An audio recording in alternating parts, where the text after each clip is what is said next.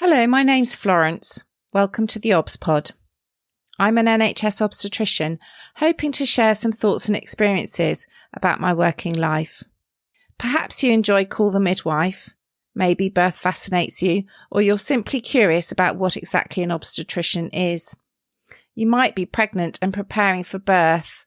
Perhaps you work in maternity and want to know what makes your obstetric colleagues tick, or you want some fresh ideas and inspiration. Whichever of these is the case, and for that matter, anyone else that's interested, the Obs Pod is for you.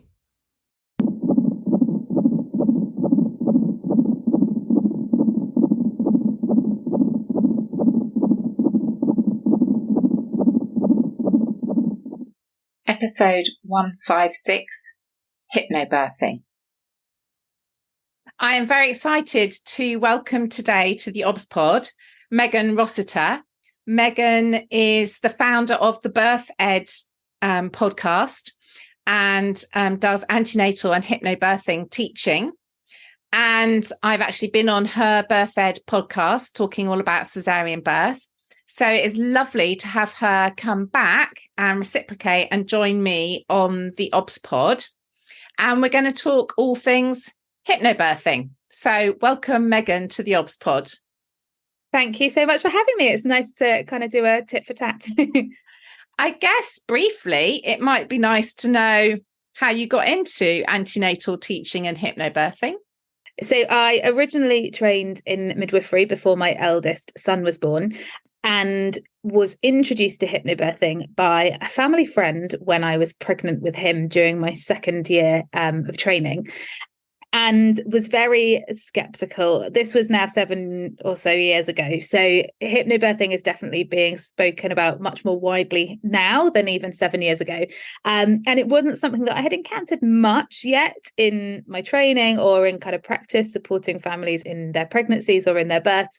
And so, yeah, I was a little bit concerned about what it might be. You know, was it going to just be really alternative, really strange? Was I going to be hypnotized? Wasn't sure. But anyway, the set of circumstances at the time meant that we kind of owed this person a favor. So we were like, oh, do you know what? We'll just sign up for the course because basically she had offered to lend us while our house was being redone.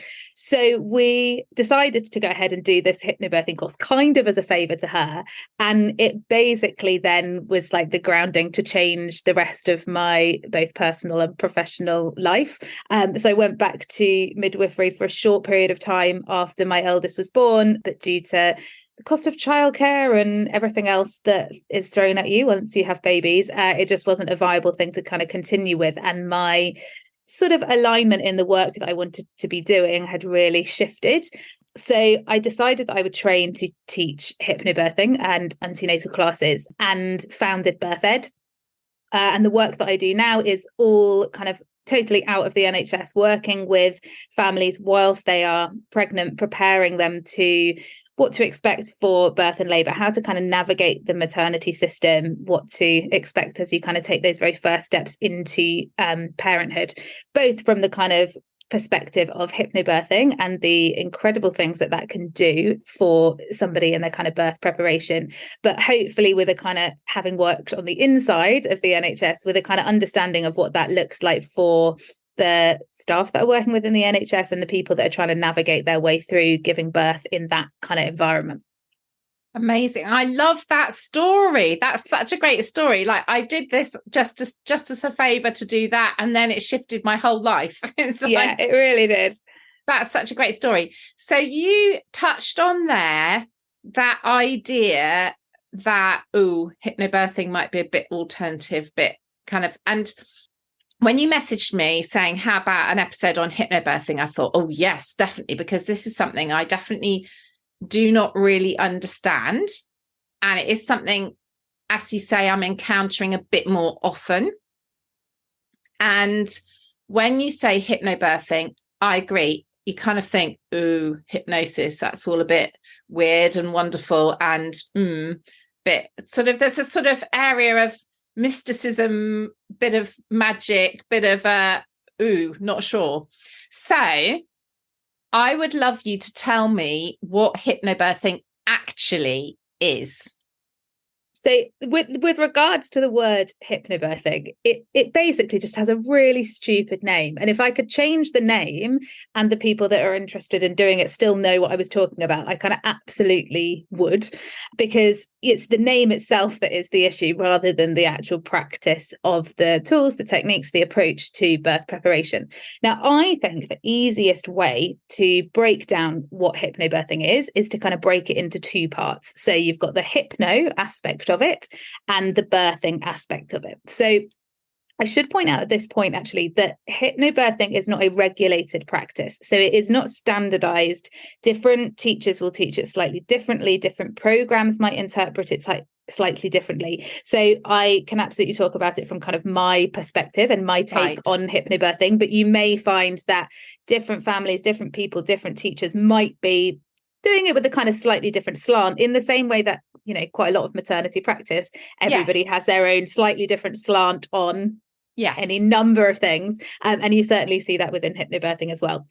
But yeah, to break it into two parts, the hypno and the birthing. So the birthing part of it is simply an approach to antenatal education. So the kind of real foundations of it are giving families an understanding of what happens on a biological level inside your body when you are getting your baby from the inside to the outside. What are the processes that take place hormonally, physically, within your baby, within yourself, and a kind of understanding of what it might be along the way that can impact that either positively or negatively. An understanding of what the maternity system is in 2023. How did it get created to be like this? What are the kind of things that you might encounter? And how can you kind of make the most of it? How can you take back power and control and autonomy and agency in the decisions that you are making? How can you know what questions to ask so that you're really getting the most out of your care provider's expertise? And what are your kind of rights? What are you actually able to ask for? What are you able to do? So that hopefully you are as close as possible able to have a birth that feels really kind of personalized to your circumstances, rather than, I mean, I think it's mainly a mixture of parents and professionals that listen to your podcast, isn't it? But you've probably heard the phrase, the conveyor belt of care. You know, you step on at the beginning and you tick a load of boxes and this is the birth you get at the end. Actually, it's how do you almost stroll alongside it and work out which bits you want to take, which bits you don't want to take. So that's a really key part of the message that I teach within hypnobirthing, is actually understanding all of that. Yes. And then comes the kind of almost what you'd consider more kind of standard antenatal education, is like, what kind of pain relief can you have? What are the potential interventions that might be offered or recommended? Where can you have your baby? Those sorts of things that you might want to know about as well. So that's the one side of it. And all of this is going with a thread, I suppose, of confidence building, positivity, making hopefully those things not feel frightening and scary. And that starts to be where the link is then made to the hypno aspect of hypnobirthing. So the word hypno is a shortening of the word hypnotherapy. And hypnotherapy is a practice that is used effectively for basically anything that would require your mindset or something within your thoughts or thinking or subconscious mind to change. So hypnotherapy people use for things like quitting smoking, for fears, phobias, anxiety, losing weight. Those kinds of things are where we tend to see the practice of hypnotherapy used in more kind of day-to-day situations. And the idea is that the tools of hypnotherapy and the tools, therefore, of hypnobirthing can be used to start to reframe some of the kind of thoughts, ideas that might be sitting in the subconscious part of our mind before we've got pregnant, before we've given birth, or as we step into future births. And if you are thinking about kind of how the mind exists, if you think of it as like an iceberg, the top of the mind is the kind of cognitive thinking neocortex bit that we're using right now, that we're kind of engaging in conversation with, the bit we're very aware of. And underneath is like the vast subconscious, which is full of information that we have taken in from our entire lives, whether we think we have or we haven't. And with regards to birth, this can be your own mum's experience of giving birth, your sisters, families, friends, experiences of giving birth, everything that we've ever seen on TV about giving birth, everything that we see in the media, everything that we see in social media, stories, all of that is going in and starting to sit in the subconscious part of our mind. And the reason why this is so relevant is because your subconscious mind influences both the voluntary and the involuntary actions that we take absolutely every single day, with regards to birth, all of the decisions that you know you're making and all of the decisions that you don't realize you're making about labor and birth will be influenced by what is in that subconscious part of the mind. So the idea of the hypnobirthing tools is to start to kind of unpick some of this, start to layer in positive confidence building ideas so that you are able to trust yourself, so that you are able to build your confidence, so that you are able to kind of tune into what you're feeling, what your body is telling you, the connection between you and your baby. And when we marry those two things up, the kind of information side of things and the sort of sense of self-trust that we can build in hypnobirthing, then hopefully it means you are stepping into your birth from a place where you can really, really ensure you remain centered in that experience. And that can be, when I talk about trusting yourself and tuning into what your body is saying, in a big part, that is trusting in the process of birth and actually the sensations that you're feeling and knowing how to move and those kinds of things. But just as similarly, it's trusting yourself to go, actually, this doesn't feel quite right, or something isn't quite right, or actually, this isn't what I want. And we can chat a little bit as we go about how actually hypnobirthing plays into, yes, kind of physiological birth, as sometimes it might be presented to, but actually also induction of labor or cesarean birth, if those things feel like the right things for you to do, trusting yourself to make those choices as well. So that is my very, very not in a nutshell version of what hypnobirthing is. No, but that's really clear, because in my mind, so sometimes I come across a woman who's hypnobirthing and there might be a sticker on the front of the notes, kind of like flag, don't interrupt me, I'm hypnobirthing. And often she is very turned in on herself and centered on herself. And so I kind of think more about maybe breathing and relaxation techniques, whereas actually you're talking more about connection with your body and feeling and understanding your body, which is slightly different to what I imagined. Yeah, and I suppose there are absolutely what the hypnobirthing, the hypnotherapy part of the techniques are. They are breathing techniques and relaxation techniques, but the purpose of those is to allow you to kind of tune back into your body. So the reason for doing them is for, yes, managing the sensations that you're feeling, for blocking out everything else that might be going on around you, to really, really support the physiology. And it's ultimately it's supporting the kind of mind-body connection.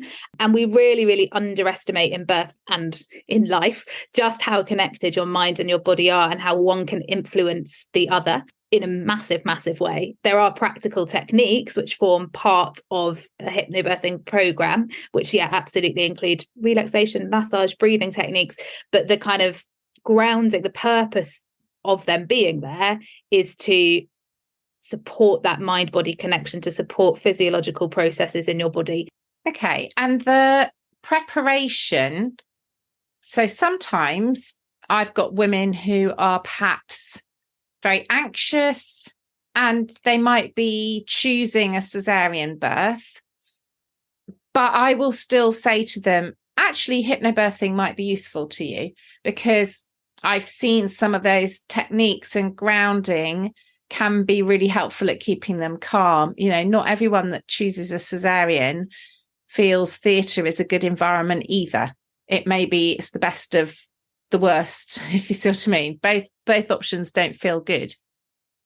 And I'm never sure when I suggest it, at what point you need to start practicing maybe some of the techniques to be able to then use them at the end of pregnancy. So, if you're, because it's not something you can easily just do, kind of go, oh yeah, it's my subconscious and everything you've just explained. It takes a bit of practice, doesn't it? Yeah. So, I mean, ultimately, it's never too late. Like, if you were listening to this and you're 40 weeks pregnant and you're like, oh, well, that's it, my chance has been blown. There is information that you can gather. There is learning that you can do. There are tools and techniques like breathing technique. You can learn that very quickly. You can practice it a bit. And it should, particularly for a planned cesarean where you're not completely thrown by actually the sensations of labour, where actually you can reach for that and utilise it pretty quickly. Ultimately, though, there is no too early time to do it. If we could start giving this information to people long before they got pregnant, a lot of it is beneficial for, even at the very beginning, navigating your booking appointment, the conversations that you're having, your 12-week scan, all of those kinds of things. Actually, if you've got this information then, and people find it helpful with if they don't like having their blood taken or that kind of things, these tools and techniques can be helpful in those situations as well.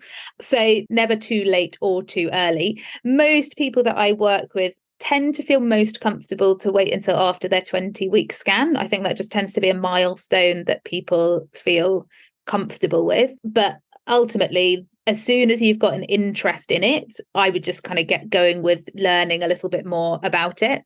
But if you're right at the end and you're like, oh, I just want a couple of things to kind of reach for, yet there is plenty that you can take from it. Even I've worked with somebody literally at 41 weeks of pregnancy, and it's completely transformed their approach, their understanding, the tools that they had at their fingertips. So yeah, absolutely. And as you said, using the tools for a planned or an unplanned cesarean birth, that what we are trying to do and what the main purpose of the actual kind of practical tools that you can reach for is, I'm probably teaching you to suck eggs here, but for anybody that is listening, it's all to do with your nervous system. So your nervous system has got two sides, your parasympathetic nervous system and your sympathetic nervous system. In short, we can call it your calm mode and your emergency mode. When you are in that emergency mode, that's when we feel like nervous, we feel panicked, we feel kind of on edge, we might have a slightly higher heart rate, we might be breathing a little bit more quickly. We're just sort of not feeling in a way that you would want to be feeling when you're giving birth. And the impact that can have on a labour is that ultimately the hormones that you need for birth are not created when we're in that state. So you need tools and techniques, environment, support that is going to help you remain in the calm part of your nervous system. But and I think we might have mentioned this a little bit when we chatted in my podcast about cesarean birth, actually feeling calm is important even if you aren't in labour. And being in that parasympathetic part of your nervous system, having tools that actually help you pause, that help you relax, that is going to enable you to have better bonding with your baby, to remain more kind of grounded and centered in the moment, for it to feel safer, for it to feel more special, for all of those feelings that you would, if you wrote a list of feelings that you want to feel when you're in giving birth to your baby, most of them will only be possible when we are in this part of the nervous system, which is that calm part of the nervous system. And so like literally deep breathing stimulates something called the vagus nerve that runs through our body, which activates this calm part of the nervous system. Guided relaxations, they really kind of help to settle yourself, settle your mind, move yourself back into that part of the nervous system. So these tools and techniques are there however you're giving birth to your baby.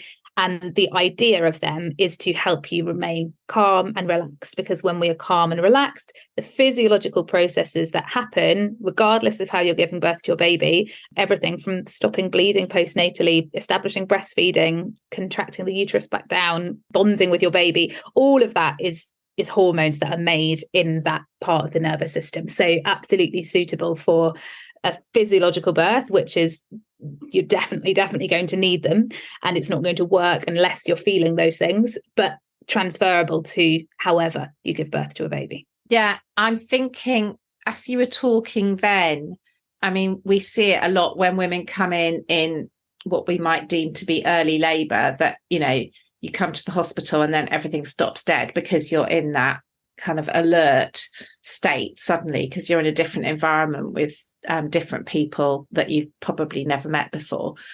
But I was also thinking, actually, for some women, so you know that I'm the link consultant for the home birth team, or I see a lot of women who want maybe a vaginal birth after cesarean, and I normally suggest to people that they make a series of birth plans or birth preferences, because then whatever happens, they know, okay, we're not doing plan A, we're doing plan B, or actually we're maybe doing plan C, because that keeps them calm. Okay, this isn't what I expected, but I know I've still got a plan for that type of birth or that eventuality. But I was thinking also about the fact that sometimes people feel like, oh my God, I've been sent to see the consultant because something's wrong and I've got to go and see this scary obstetrician. And that does happen. I have people come in and they're like, oh, completely alert and terrified. And actually, I work with a wonderful midwife who does yoga and mindfulness, and she's very good at just trying to bring them back down and calm them so that they can then actually have the conversation they want to have with me. Because the other thing that happens when you're super agitated and stressed is your brain goes and you can't actually remember the things you wanted to ask, the conversation you wanted to have, and then you go home and you haven't got any of them. So I think actually maybe people need hypnobirthing just for the antenatal consultations. But yes, there's so much in pregnancy that we expect people to just do.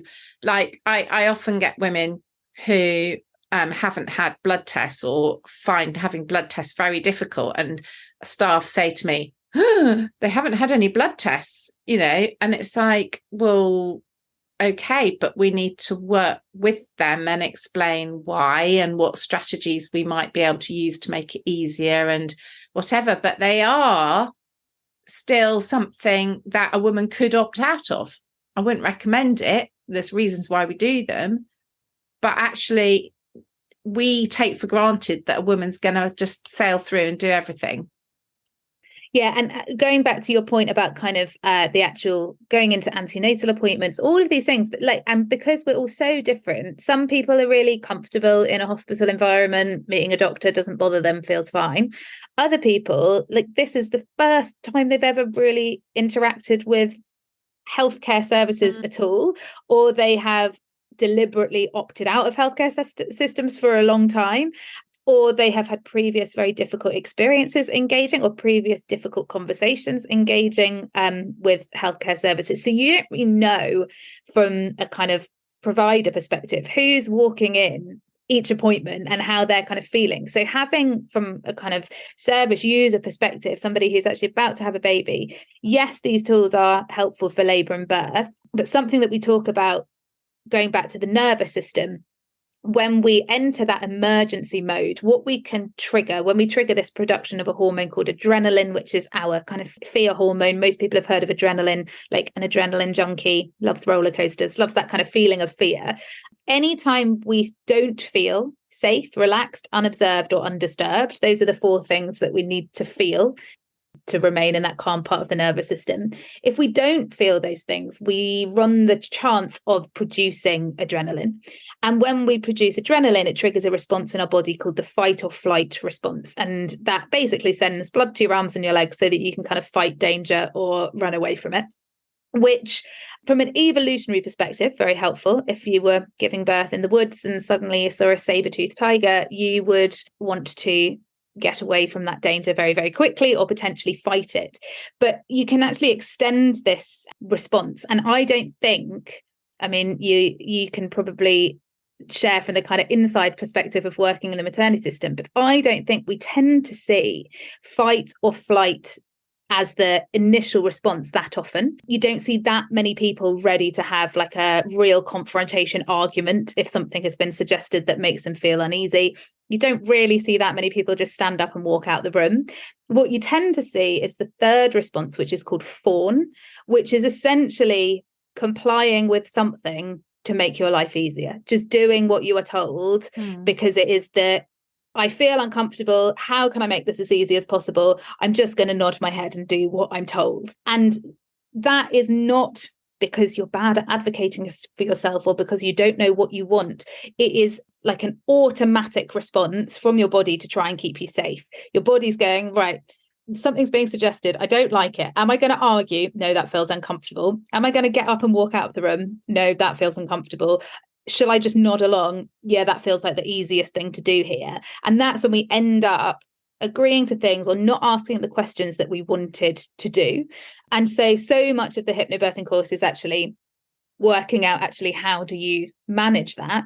But it is much easier to manage that if you are sitting in a place where you are feeling calm, where you are feeling safe, where you are feeling relaxed, and then engaging in those conversations, as you mentioned, is so much easier than actually it just being a kind of automatic response from our body, a physical response from your body.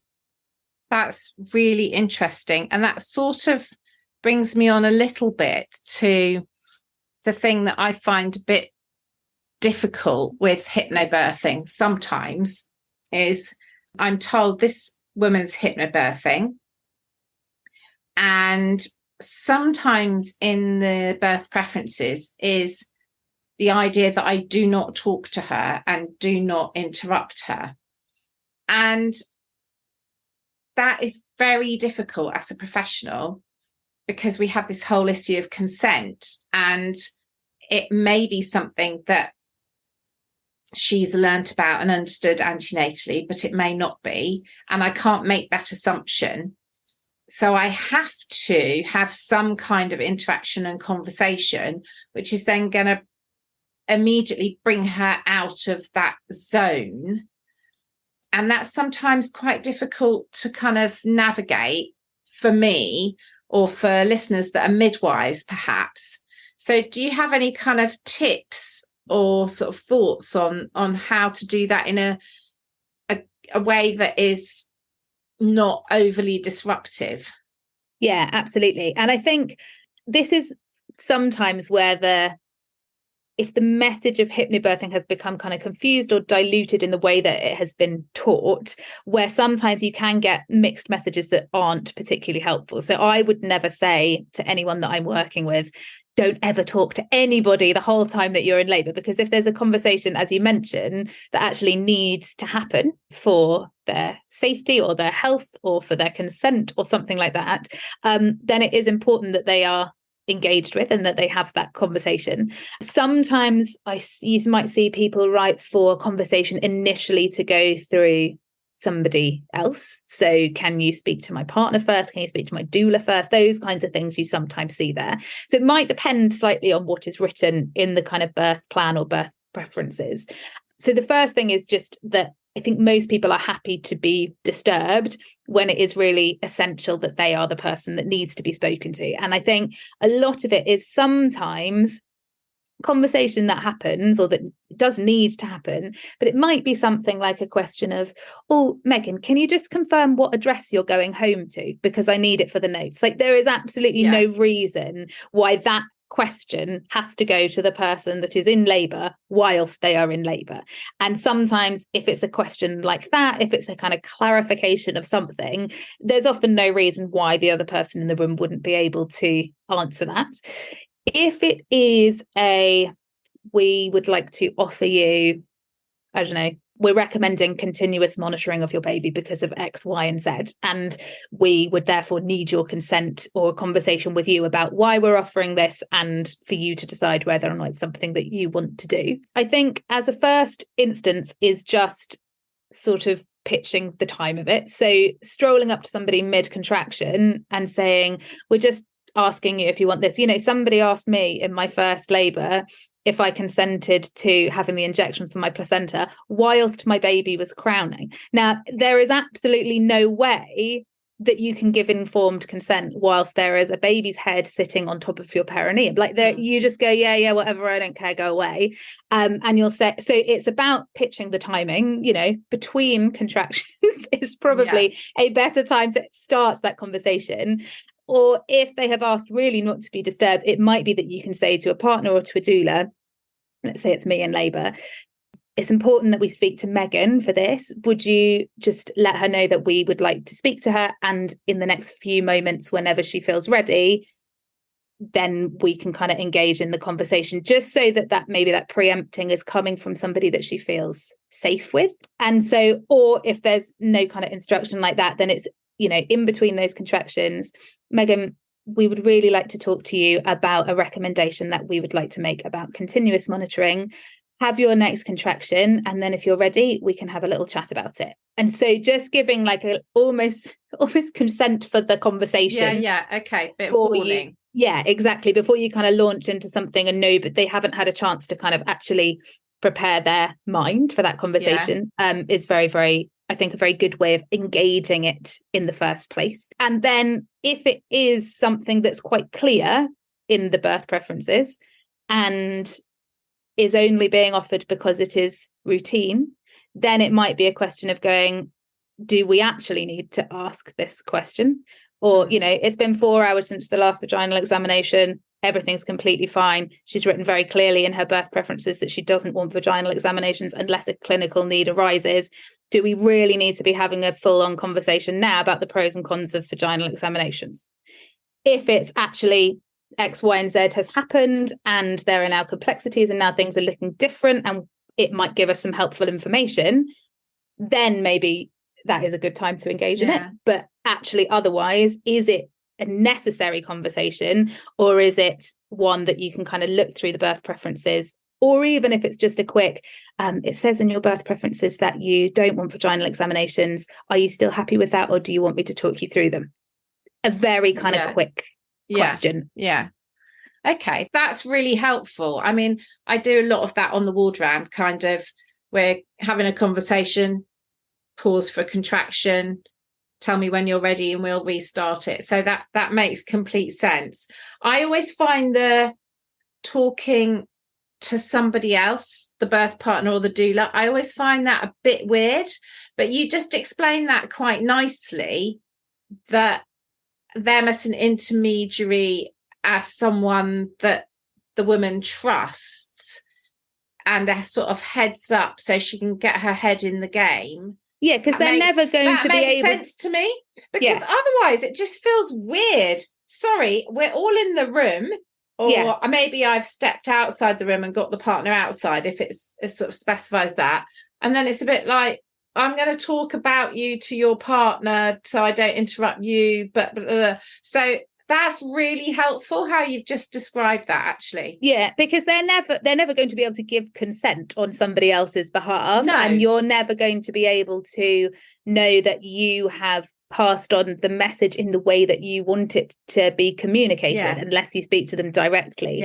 But sometimes, particularly when people are feeling very anxious about intervention or the way that conversations are happening, even if it is a case of, and it would obviously depend on the urgency of the situation, but sometimes being spoken to by somebody that you know, that you have a relationship, that you trust, that already knows how you are likely to respond to the conversation. So is it going to make you feel very uncomfortable, very scared, you're going to feel happy with it? Is it going to make you feel really, are you allowed to swear? Is it going to make you feel really pissed off? Those kinds of conversations, if that came from a doula that you had a relationship with, or your partner, let's say you had an instrumental birth in your first birth, it was your second birth, and something had come up that meant the conversation was going to happen again.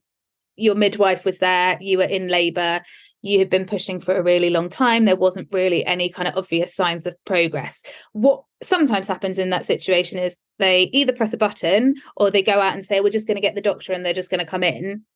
Unless you understand the maternity system, you have no idea what that means. But actually, if there was a heads up to a partner, we're going to have a doctor, they may want to have a conversation about assisting the birth with the use of instruments. If that then is partners head to head, look, Megan, they're going to have a conversation about potentially helping baby out. The doctor's going to come in and this is what they're going to talk about.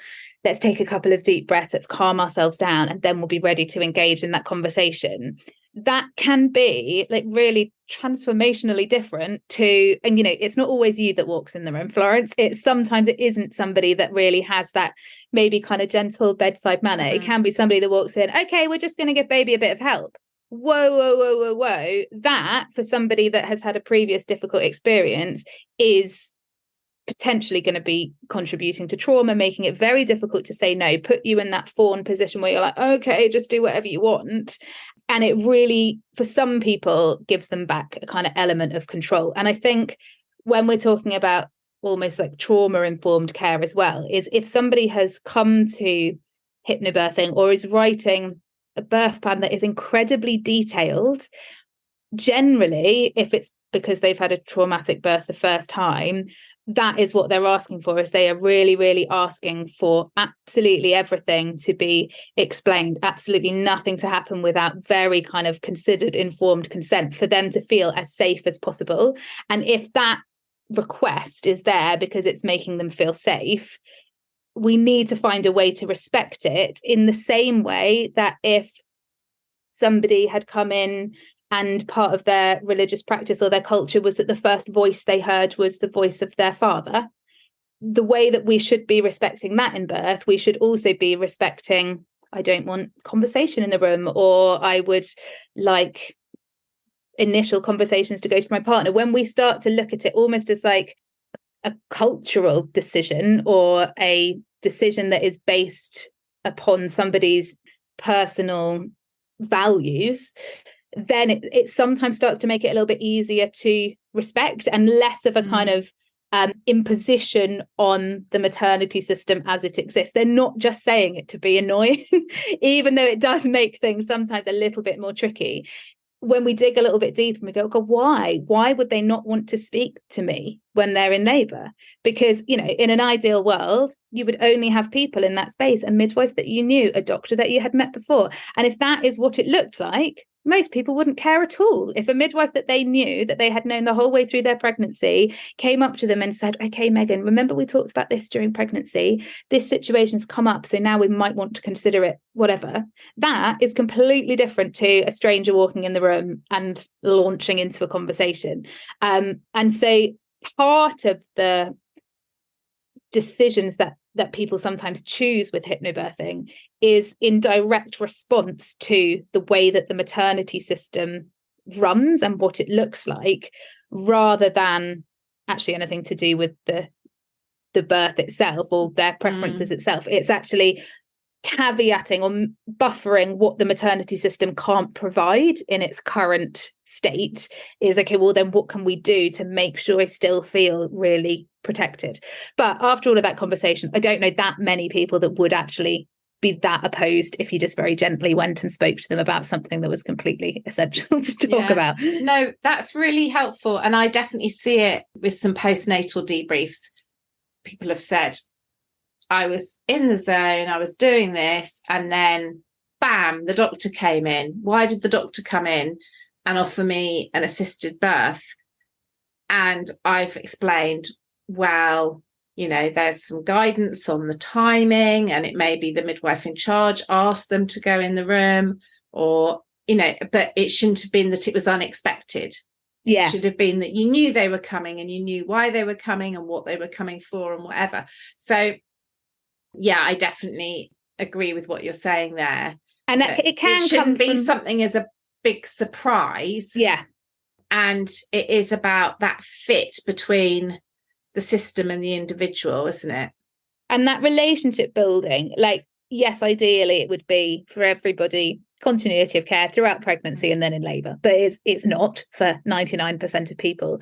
But that relationship building does happen if you've been in labour for a while and you've had a midwife for that entire time. That midwives are fantastic at building those relationships very, very quickly. So it can be that just comes from them initially, because you're like, hang on, I know you, I don't know you are dangerous to me right now, you know, this is our evolutionary responses. Who are you? Danger, don't know. You've been here a while, you're all right, I want to hear it from you, I will trust you, you're the person I want to talk to. And those things stick with you forever. I really vividly remember in my first birth, the midwife said, and because I had worked in the maternity system by this point, I knew what it meant. But she said, we're just going to call the doctors in because you might need a little bit of help. Now, I know that meant a doctor was coming in to see if they needed to do an instrumental birth. If I hadn't worked on a labour ward before, I would have absolutely no idea what that meant. So then if a doctor walked in and was like, okay, yeah, we're going to do forceps, what that's that everyone else in the room thinks it's already been mentioned, but to the person giving birth, that is brand new information. So it can literally be as simple as, Megan, baby's heart rate's dropping a little bit, it might be that they need assistance with instruments to be born. I'm going to call a doctor in to come and have a conversation with you about what that plan might or might not look like. Can be as simple as that, but coming from somebody that you trust is different to someone that's bold in, and happening in that kind of gentle, preemptive way. Yeah, as you said, stops it being a surprise, because that's not a fun surprise. Amazing. So another question that I wanted to ask you is a little bit about the sort of dreaded F word of failure, in inverted commas. So sometimes women who may have prepared beautifully, they're going to hypnobirth, and then for whatever reason, the way the labour's going, or they're having an induction or something else happens, they decide, actually, I'm going to have an epidural. And sometimes I think possibly not within themselves, but maybe when you see social media posts and things afterwards, well, I meant to hypnobirth, but I ended up with an epidural. Or, I'm sorry to say, sometimes I hear staff going, well, she was going to hypnobirth, but now look, she's got everything. So how do you, the couples that you're seeing or the families you're seeing, how do you prepare them? Because they may never have been through labour before. They don't know what it's going to be like. That if that's what they need in that moment, that is okay. And they can still use that toolkit you've given them. And it's not a negative thing. So I think there's sort of 3 points that I would want to make here. So first of all, just goes back to that kind of the fact that hypnobirthing is unregulated. So I am extremely careful in the way that I talk about hypnobirthing, in the way that I talk about the ways that you might give birth to your baby and the decisions that you might make along the way, to not put a certain type of birth on a pedestal. And that came from having sort of when I created the kind of birth ed version of hypnobirthing, I had done a slightly more traditional hypnobirthing course, which I do feel in a lot of ways put an unmedicated home birth on a pedestal as like, this is the aim and anything else is fine, it's fine, but it's not the best. It's not the best thing for you and for your baby. So I saw that. And then saw the kind of slightly more traditional form of antenatal education, which was either just a list of pain relief or was almost sort of grooming people to just comply with whatever was being recommended and not giving them that agency and autonomy in the decisions that they were making. And I very much felt that there was something in the middle that was missing, because that agency and autonomy and trust that hypnobirthing teaches is so important, even if that leads you to go, actually, I really, really want a planned cesarean. Can you all stop telling me to do something else? This is what I want to do. This is what feels best for me and my baby. You need confidence and you need self-trust to be able to make that decision. But on the flip side, that if people were either making those choices or there were genuine medical complexities in their pregnancy that meant an induction was the right thing to do, or labour had been long or particularly painful, or they just wanted an epidural, those are also choices that you are making, and there are no wrong choices. As long as the choices are yours, the person that is in labour, as long as those choices are down to you and you're not being forced or coerced or pushed into doing something that you don't want to do, it doesn't matter what those decisions are. So in the course that I teach, I very much actually specifically talk through, you've got an epidural, how to use hypnobirthing. You're having an induction, how to use hypnobirthing. You're planning a cesarean, how to use hypnobirthing. And actually just really making it blatantly obvious how hypnobirthing fits into those situations. Now, I think one thing that, and you didn't actually mention this, but I do wonder if it ever comes up in your debriefs, and you're maybe being a little bit kind because I teach hypnobirthing.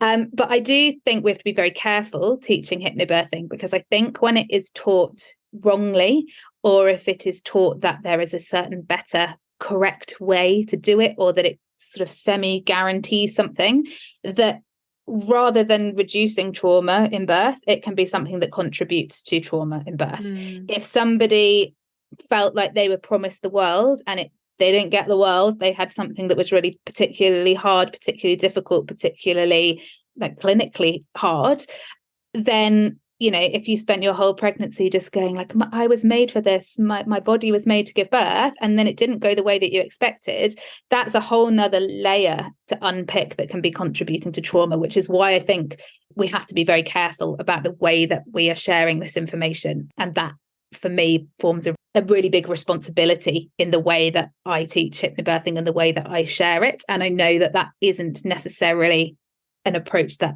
is taken into account across the board of hypnobirthing. Right. And then the final thing that you mentioned about either from kind of staff thinking that you were supposed to do it a certain way, is there is almost like a big misinterpretation that hypnobirthing is something that you do. Like it is an active thing that you do in labour. Now, hypnobirthing to me is an approach to birth preparation. That's kind of it. And there are tools and techniques that you might use in labour, but you might not use them in labour. So we have guided relaxations, we have breathing techniques, there are massage techniques. I present it more as like a toolbox of techniques for you to kind of pick and choose what you need, what you want in the moment when you're giving birth. And some people will literally, labour starts, they'll put headphones on, they'll play affirmations or guided relaxations or something on a loop until their baby has been born. And it might very much look from the outside like they have been hypnobirthing. I would say they've been using relaxation techniques, they have been using breathing techniques. Equally, you could have done hypnobirthing preparation and in labour not listened to a guided relaxation once. In my second birth, I didn't listen to a single guided relaxation. I didn't want to, I didn't need to. It is more about the kind of changing the subconscious mind and giving you those tools and techniques. It's not something that you actively have to do when you are in labour, because you kind of already done it, if that makes sense. Yes. And because it's not something that you do, it's therefore impossible to do it wrong, because it's not something that you do or don't do. It's a journey, a way of reaching the point of birth, an approach to birth, rather than a kind of tick box. The whole of hypnobirthing is trying to move away from like a tick. It's not a checklist of stuff that you have to have completed by the time the baby is born. It is a kind of holistic program of education. That makes so much sense. Thank you. I feel like that's been a really good conversation, and I'm conscious I don't want to use up too much of your time. So I'm going to ask you, what do you think should be our zesty bit for the kind of take home message? And there may be two. Maybe there's one for maternity staff and one for pregnant women, families listening. What's the kind of bit you'd like people to remember from our conversation today? I don't know if it's whether to remember or whether I'm just going to add in a little tiny bit extra. So from a kind of maternity staff perspective, one of the first conversations that we have with families in hypnobirthing, and I suppose actually this can go for staff and for anybody that's about to have a baby, is understanding the link between your mind and your body and understanding how your subconscious mind works. And one of the very, very early conversations we have is around the use of language. And this is something that is just massively overlooked in the entire maternity system, is the impact. The main tool of hypnotherapy is literally the use of words, the way that words impact your subconscious mind. And in the maternity system, we have a specific language that you use in the maternity system that isn't necessarily used or is interpreted differently by people accessing the maternity system. And there are particular phrases that you want to be aware of when you are looking after women who are not just people that are using hypnobirthing, but literally anybody that is having a baby. Phrases like the word only, words like have to, words like allowed to, and thinking of what it is that somebody is hearing. If you say somebody is only 3 centimeters dilated. Whilst the factual information that you're passing on, I mean, we could talk about vaginal examinations a different day, completely irrelevant, but the word only to you as somebody that is potentially doing an examination is only because it's the lower part of the measure that you're using. When you hear it, what you are hearing is you're not doing very well. You've got a really, really long way to go. If it hurts this much now, how on earth are you going to keep going? That's what you hear through the use of one word. Switch it to already, or just eliminate the word completely. You're doing so well. You're already 3 centimeters dilated. What do you hear? You go, okay, I'm doing so well. That's good. I've already done this much. And what that does to the subconscious mind then impacts what is happening physiologically. So it's about that connection between the mind and then the body. So if the mind has gone, no, can't do it, we tense up, things get more painful, things stall, they slow down.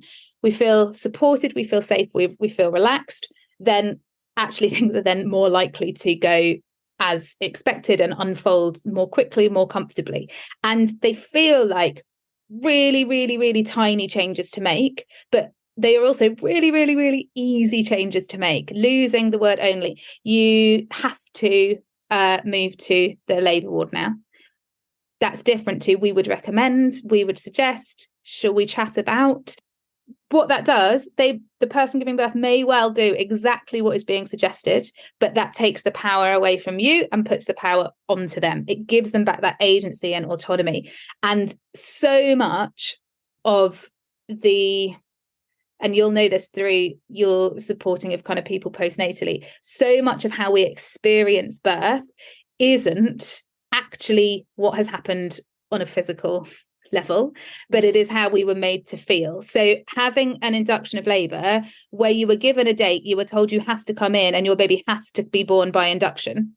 You know, you've got gestational diabetes, so we've booked your induction for this day. You've got to do this, that, and the other. And that's it. That is a very, very different conversation to we'd recommend an induction of labour. This is the reason that we are recommending it. It's completely up to you whether or not you decide to have it. You can go away, you can think about it, let us know your plan. If that person goes away and decides they want to have an induction of labour, those two people going into birth are going into birth from a very, very different place. One is feeling like they have handed themselves over, that it is being done to them and they are not a part of it. The other is going and feeling like the most important person in that space, which is exactly what they should be feeling like when they go into birth. So being very, very aware of the language that you're using and the way that somebody might be hearing it. That's the key question is, yes, this is what I've said, but what have they heard? And actually clarifying with them if you're not sure, ask them to say it back to you. Will give you a good idea of if what you are saying has actually been heard in the way that you think you have communicated it. And similarly, for anybody that's about to have a baby, if you're feeling like you're hearing these words, hearing these language, a really, really helpful way to almost reframe it is to repeat it back to somebody and change the word. So it's never coming from an unkind place. Somebody saying only 3 centimeters dilated, they are not deciding that they're going to derail the rest of your birth. That's not the intention behind it. It's come from a place where they've never had this conversation, never considered, what does it actually feel like to be told that sentence? Could I say that sentence? Could I pass on that information in a way that makes you feel better? And then when we start to look at it from that perspective, so if you hear, or particularly if you're a partner maybe, and somebody has said you're only 3 centimeters dilated, I always say to any birth partners that I'm helping prepare, repeat it back. Say, did you hear? They said you're already 3 centimeters dilated. And what that kind of just does is very gently but pointedly marks the shift in language that needs to take place. And sometimes that's enough for somebody to go, oh yeah, see, already. And it can be a nicer conversation. I love that tip. That is a brilliant zesty bit to repeat it back but change the language. And you can do that as staff as well. Yeah. If you're a midwife in the room and an obstetrician's done an examination and it's come out as well, they're only 2 centimeters dilated and it's said to the midwife across the room, then repeat it back. Who am I talking to? Am I talking about somebody in front of them? Yes. Actually, they've said that. Even as a student, that's, sometimes it feels sometimes like there's a hierarchy in that space. And if you're somebody that feels like smaller in that room, which nobody should do in that space, but sometimes you do, if you're a student midwife and there's somebody, coordinators walked in and said, they're only 2 centimeters dilated, we need to get this going. Looking at the person in labour and going, did you hear, you're already 2 centimeters dilated, you're doing such a good job. It's a really, really sneaky shift of power back to the person who's giving birth. No, that is great. I really like that. I think that is totally brilliant and a good place to leave it. So thank you very, very much. It's been a fascinating conversation and I really hope people are going to enjoy it and look you up on the Birth Ed podcast. And you've got a website too, haven't you? www.birth-ed.co.uk. Fantastic. And I will put a link in the show notes. Thank you very much. Thank you for having me. I very much hope you found this episode of the OBS Pod interesting. If you have, it'd be fantastic if you could subscribe, rate and review on whatever platform you find your podcasts, as well as recommending the OBS Pod to anyone you think might find it interesting. There's also tons of episodes to explore in my back catalogue, from clinical topics, my career and journey as an obstetrician, and life in the NHS more generally. I'd like to assure women I care for that I take confidentiality very seriously and take great care not to use any patient identifiable information unless I have expressly asked the permission of the person involved on that rare occasion when it's been absolutely necessary. If you found this episode interesting and want to explore the subject a little more deeply, don't forget to take a look at the programme notes where I've attached some links. If you want to get in touch to suggest topics for future episodes, you can find me at the OBS Pod on Twitter and Instagram, and you can email me theobspod@gmail.com.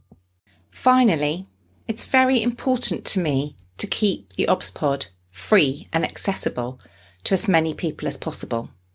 But it does cost me a very small amount to keep it going and keep it live on the internet. So if you've enjoyed my episodes and by chance you do have a tiny bit to spare, you can now contribute to keep the podcast going and keep it free via my link to buy me a coffee. Don't feel under any obligation, but if you'd like to contribute, you now can. Thank you for listening.